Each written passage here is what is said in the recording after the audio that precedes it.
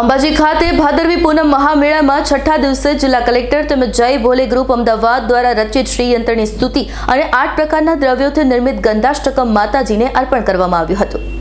અંબાજીના ચાચર ચોક ખાતે શ્રી યંત્રની સ્તુતિના વિમોચન પ્રસંગે યોજાયેલા કાર્યક્રમમાં જિલ્લા કલેક્ટર મિહિર પટેલે જય ભોલે ગ્રુપ અમદાવાદના દીપેશ પટેલ અને તેમની ટીમની જગદંબા પ્રત્યેની અનન્ય આસ્થાને બિરદાવી હતી। આ વિદ્યામાં જણાવ્યા અનુસાર આદ્ય શક્તિને અષ્ટગંધનું અત્તર અતિ પ્રિય છે, તેનાથી માતાજી પ્રસન્ન રહે છે। અષ્ટગંધમાં ચંદન, અગર, કપૂર, તમાલ, જલ, કુમકુમ, ઉશીર અને કૂઠ નામની સુગંધનો સમાવેશ થાય છે। માતાજી પ્રસન્ન રહે અને જગદંબાના આશીર્વાદ તમામ માઈ ભક્તોને પ્રાપ્ત થાય તેવા શુભ આશયથી અત્તર અર્પણ કરવામાં આવ્યું હતું।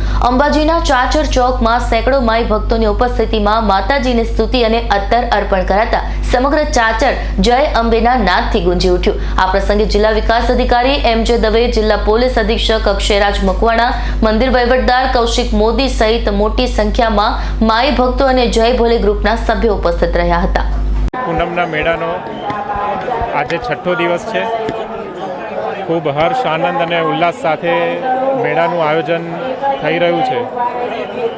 અંદાજિત 25 લાખ કરતાં વધારે માઈ ભક્તોએ અત્યાર સુધીમાં માતાજીના દર્શનનો લાભ લીધો છે। આજે છઠ્ઠા દિવસે જગતજનની માં અંબાના આંગણે શ્રીયંત્ર, સ્તુતિ અને શક્તિનો ત્રિવેણી સંગમ થયો છે। અંબાજી મંદિરમાં નૃત્ય મંડપમાં જે શ્રીયંત્ર પ્રસ્થાપિત કરવામાં આવ્યું છે તે શ્રીયંત્રની સૌ પ્રથમ સ્તુતિ ગુજરાતીમાં આજે જય ભોલે ગ્રુપના ભાઈ શ્રી દીપેશભાઈ પટેલ દ્વારા દેવસ્થાન ટ્રસ્ટને અર્પણ કરવામાં આવી છે। આ ઉપરાંત ડ્રોન દ્વારા પણ માતાજીના મંદિર ઉપર પુષ્પ વર્ષા કરવા માટેનું આજે આયોજન કરવામાં આવ્યું છે। તમામ જે માઈ ભક્તો છે એમના માટે જિલ્લા વહીવટી તંત્ર દ્વારા સ્વચ્છતા, વિસામો, ભોજન, બસ સર્વિસ વગેરેની વ્યવસ્થા કરવામાં આવી છે તથા કોઈપણ શ્રદ્ધાળુને કોઈપણ જાતની તકલીફ ના પડે તેના માટે જિલ્લા વહીવટી તંત્ર સતત સક્રિય છે અને જાગૃત છે। જય અંબે। મેં જેમ આપને અગાઉ જણાવ્યું એમ અત્યાર સુધીમાં આજે છઠ્ઠો દિવસ છે અને અંદાજિત 25 લાખ કરતાં વધારે માઈ ભક્તોએ માતાજીના દર્શનનો લાભ લીધેલો છે।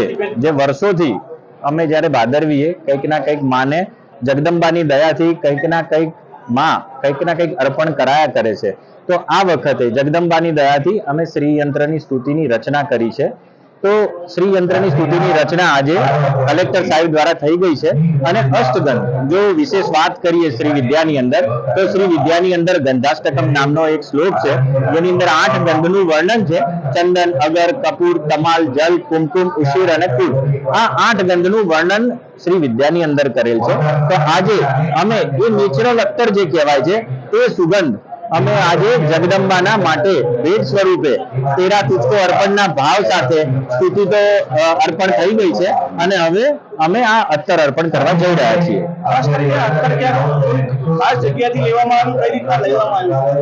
જો ખાસ જગ્યાની વાત કરીએ તો શ્રી વિદ્યાની અંદર આ 8 ગંધનું વર્ણન છે એટલે થોડું વિશેષ તો હોય જ।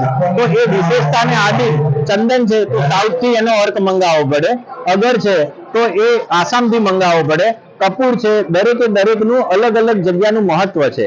તો જે જગ્યાનું મહત્વ છે ત્યાંથી અમે નેચરલ અર્ક મંગાયા અને એ નેચરલ અર્કને મિશ્રિત કરી અને અત્તરના ફોર્મમાં એને બનાવી અને જગદંબાને અર્પણ કરવા આવ્યા છીએ। ખાસ કરીને કેટલો સમય લાગ્યો છે આખા તમામ બનાવવા? શ્રીયંત્રની સ્તુતિ જ્યારે રચના કરતા હતા, જ્યારે અમે શ્રીયંત્રની સ્તુતિ શ્રી વિદ્યાની અંદર શ્રીયંત્રની બહુ વિશેષ વર્ણન છે, બ્રહ્માંડ પુરાણની અંદર પણ વર્ણન છે અને શ્રી વિદ્યાનું એક વિશેષ વર્ણન કરવામાં આવેલું છે।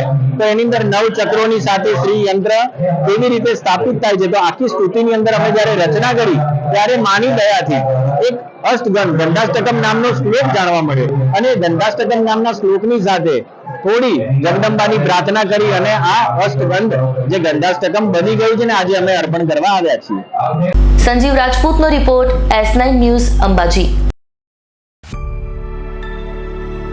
અમારી તમામ માહિતીથી અપડેટ રહેવા માટે જોડાયેલા રહો S9 ન્યૂઝ સાથે।